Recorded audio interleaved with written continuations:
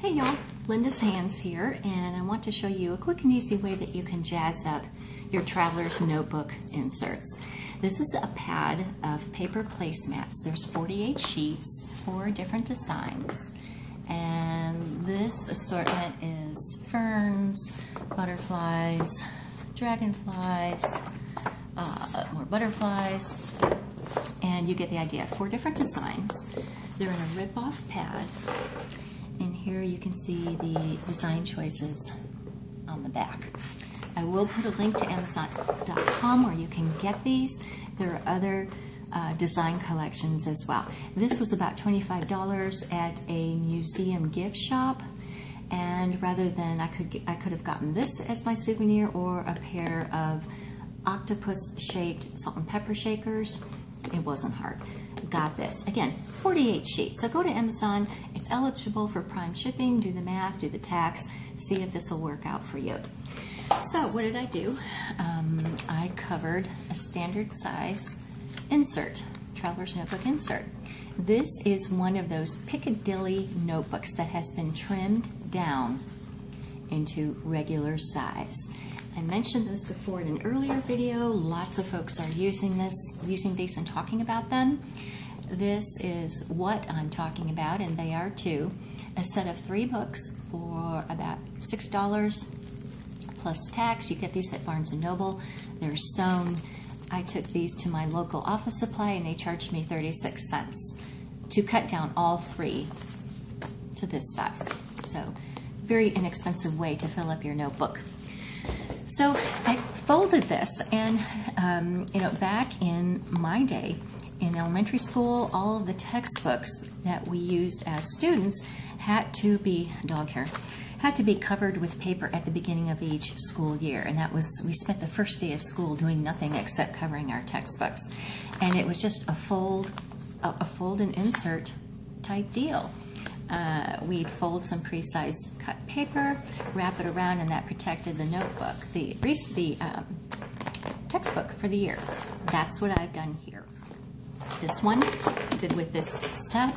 Here's one I've done in the Halloween theme. This is a 12 by 12 piece of paper, and it worked out just fine. It's relatively thin craft paper, and you will not have as large a flap on the inside covers as you will when you use something that's like placemat size. But that's okay. This stays on, and it still works. And if you know me and my love for pockets, there you go. Why do this? You're not making a style commitment when you do this. First of all, I think it's beautiful. It would be beautiful to make 4 of these or a set of 6 of these and put them in a notebook, and just every time you flip a notebook you come to a different design. Very elegant style. When Halloween or Christmas or Valentine's Day or St. Patrick's, whatever comes around, you can switch out the cover. This is not a permanent solution. If there's a holiday or birthday or baby born, you can pick paper that hallmarks the occasion and make a cover. When you're finished with that cover, you take it off, you unfold it, save it for a cover for next year. You can use this for a different craft. It just doesn't matter. You're not committed to a cover. If you like it and you say, I want to use this the rest of my life, that's fine. Leave it on, glue it on, do what have you. So how do we do this? Well, I will show you. Here is a 12 by 12 sheet of scrapbook paper. Now, you want to use paper, the thinner scrapbook paper. There's some thicker scrapbook papers that are good for standalone covers. The thinner paper, since you're using this as a cover of an existing book that has a stiff cover, this is thinner. This will give you a better result. If you want to try the thicker paper, go for it. So how am I doing this? 12 by 12 sheet of paper, like you'd buy at Michael's or order online or anything else. This is a Banded Apple insert, lined, sewn, very reasonably priced, much cheaper than the Dory. So again, no glue, okay? And if you're not crafty, well, do this and you'll feel a sense of accomplishment. So anyway, getting in touch with my inner 10-year-old, you put the insert on, center it as best you can, fold and make a crease. Make a crease here, okay? Then you're going to take this in. There's no measurement here. It's just not necessary. This is a close is good enough type thing. So I made these creases. I'm folding in those edges. You don't have to use a paper folder. If you want to, you can. Okay, I'm just double checking. Yep, that works. Fold and go. Okay, so this is what you have. 12 inches across. All right. Outside, inside. And you can guess what's going to happen here. All right, so I'm going to open this and just lay it on top. I'm going to fold once again. Okay, just making a crease with my flat hand. Doing the same thing on this side, just press down so it doesn't move. Do that. Lather, rinse, repeat, as I like to say. Okay, so we're going to smooth this crease down. And this side down. Okay, insert the cover. So we're going to put this in here, and it's more stable and sturdy than it looks when you're first doing this. So that's one side. To the second side, you're going to have to bend this a little bit more. This is the back. So insert one corner. Let's see if I can get this. Insert the other. Whoops, let's see. I'm doing a little bit of, there, a little bit of work there, not a lot.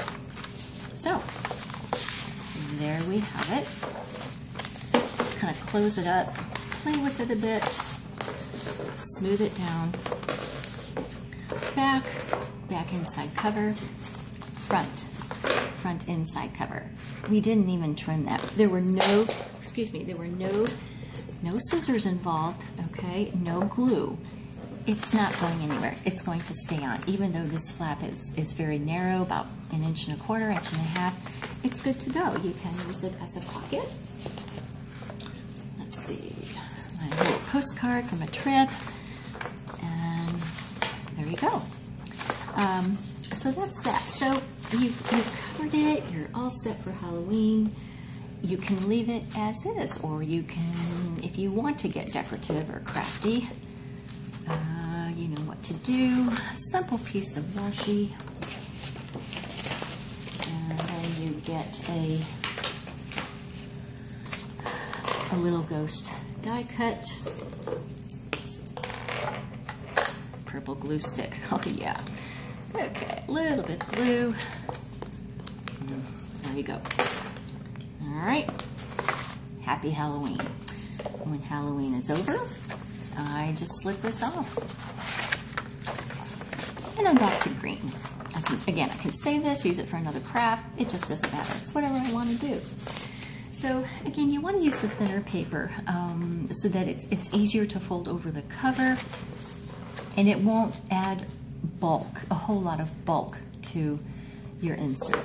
So do go with the thinner stuff, and I think you'll be happy. The sky's the limit in terms of what kind of paper you want to use. Here for movie night, or movies I want to see, movies you have seen, family entertainment ideas, you could use this. Look in your stash, see what you have, and you say, well, I don't have scrapbook paper because I'm not a scrapbooker. That's okay. Start looking for pieces of paper that are placemat size, or pieces of paper that are 12 by 12.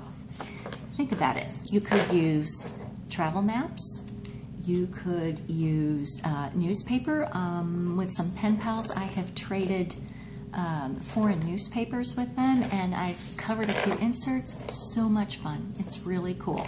And maybe it's kind of smudgy in the ink, so you want to do a test first. But again, the ink is on the outside of the insert. It shouldn't interfere with anything. You could use newspapers, foreign newspapers. You could even use a gift bag. It needs to be a gift bag that when you cut it apart, you can get at least 12 by 12 inches. You know how you use a gift bag and it's too ratty to give to someone else because you've already put it through its paces. then you can cut it apart and make a holiday themed insert. So look at that. Wrapping paper, right? Christmas wrapping paper would be a good thing too. Just think of it. Any piece of paper that you have lying around that's, again, placemat size or 12 by 12, you can use to cover your inserts. What else can you do? Well, it's a beautiful way to unify your inserts when you're ready to archive. I could do, for instance, 4 inserts, 1 in each pattern, or all the same. I've got 48 sheets. It's whatever I want to do. When I'm ready to archive, if I do want to archive, I can take the wrapped inserts that I have. And here's some kitchen twine. It's been sitting in the junk drawer for a long time, so it's not really available for trussing my Thanksgiving turkey anymore. But I can take my notebooks. Say this is another notebook. Let's assume these coordinate in some way. I can take my notebooks, and for 2014, stack them up, and I may have them coordinating, I may not. I may have one for each season, you know, leave the paper on and say this is the October book. However many I have, I can tie them up and tie a simple bow. I can lay these in a basket, in a wicker basket somewhere, say on the coffee table. If I can tie a bundle together a little bit tighter and stand them up on a shelf. One more thing I'll show you. When you are archiving these, it's nice to be able to label your inserts. However you decide to cover your inserts or not, think of the tying method here as a method to aid your archiving in a way to organize your inserts. You have your knot here with your string.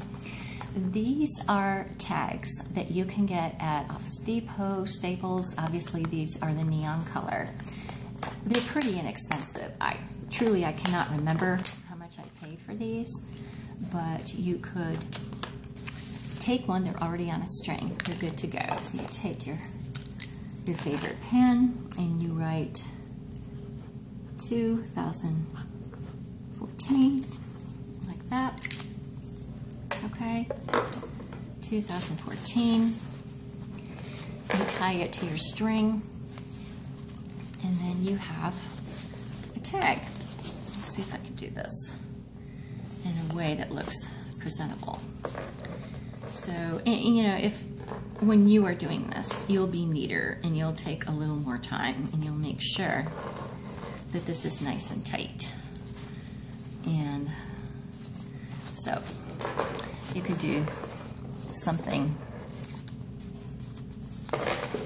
like that. Tie it tighter, hang the tag up high, and that would be really cute. Imagine all of these inserts being wrapped in some coordinating paper of some kind, having a white tag or a colored tag hanging down with the year, standing up on a shelf. Or again, if you're going to lay them down flat in a box, a tray, or a basket, you can do something like that.